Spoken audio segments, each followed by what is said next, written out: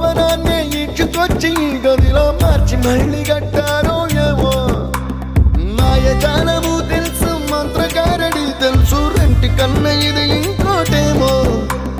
నీలాకాశం నేలాకొస్తే ఇట్టాగే ఉంటాదో ఏమో ఈ సంతోషం దాచాలంటే హృదయాలు ఓ వంద కావాలేమో ఇంతందంగా ఉంటుందా ఈ లోకం ఇన్నాళ్ళు ఈ మనసుకి తెలియాలేదే పాపం